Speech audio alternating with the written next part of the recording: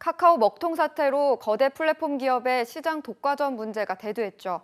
해외에선 EU가 내년부터 구글과 메타 등 빅테크 기업을 대상으로 디지털 시장법을 시행하고 미국도 빅테크 규제 법안을 논의 중인데요. 플랫폼 시장 성장 동력을 유지하면서 공정 경쟁 토대를 어떻게 만들지가 관건입니다. 김장현 기자입니다. 유럽의회가 현지 시각 7월 5일 압도적 찬성으로 디지털 시장 법안을 통과시킵니다. 디지털 시장법은 검색 엔진과 SNS 서비스를 제공하며 이용자에게 게이트키퍼 역할을 하는 초대형 플랫폼의 불공정 행위 금지법입니다.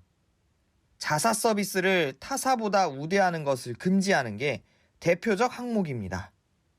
시가총액 750억 유로, 월간 사용자 4,500만 명 이상 IT 기업이 적용 대상으로 구글과 메타, 아마존, 애플, 마이크로소프트 등이 포함될 전망입니다.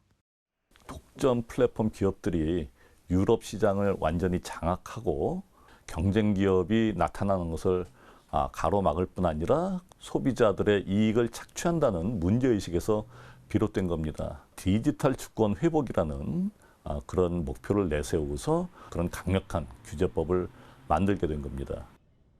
거대 플랫폼 기업에 대한 위기의식은 이들 기업의 본산인 미국에서도 촉발되고 있습니다.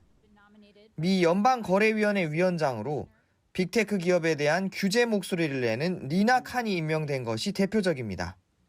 미국도 초대형 플랫폼에 대한 규제가 필요하겠다라는 생각으로 법사위 통과된 것으로 알고 있습니다. 중소형 사업자들은 다 종속되거나 없어지거나 할 수 있는 위험성이 이제는 미국조차 드러날 수 있다는 거거든요. 이게 블랙홀처럼 주변에 있는 모든 사업을 다 빨아들인다는 겁니다.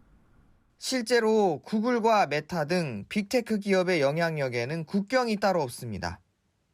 국내 망 사용 점유율을 보면 구글이 27.1%로 2.1%와 1.2%를 각각 사용하는 네이버와 카카오를 훨씬 넘었습니다.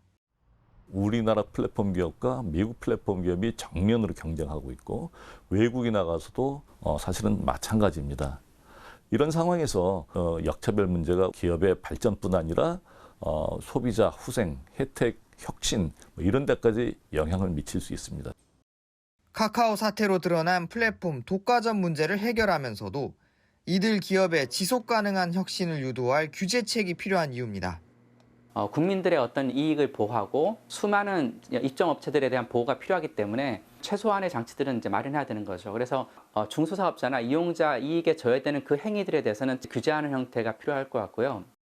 우선 자율 규제로 플랫폼 시장의 역동성을 유지하되 정부와 소비자들의 끊임없는 규제 압박과 감시로 시장 투명성을 확보해야 한다는 의견입니다.